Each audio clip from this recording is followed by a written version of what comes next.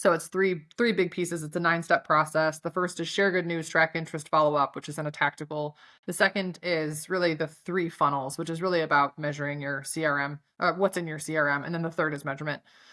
We talk about measuring volume, velocity, and value.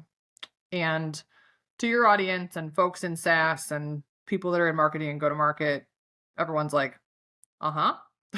Like, yep. The volume is like, so we tell people one volume, one velocity, and one value metric. So start small, right? And then there's a little chart in the book, and we kind of turn it into volume, velocity, value, and then, marketing, share good news, track interest, follow up. And so we do things like, in the book we don't talk a lot about impressions, like press impressions, or we don't do a lot on like Google Analytics. It's just not what we spend our time on.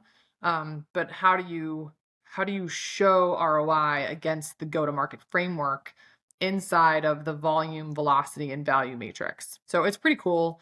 And I tell people, hey, like just start here. Like pick one. The other piece of advice I share is to pick one and stick with it for a minute, right? I think a lot of times leadership teams have a tendency to say, okay, show me more. Or my favorite is double click into that. And it's like, for what? Like, why would I double like I'm showing you the math. You don't need to know what's behind it. Like you're not gonna understand it anyway. But so do one at a time, volume, velocity, value, and then start to add to it over time. And you'll end up with, some pretty cool leading indicators that can tell you what's working and what's not. So for your listeners and watchers, like volume is literally what is in the pipeline and what is in the marketing funnel. So we call the funnel marketing and pipeline is sales. So what is in each of those?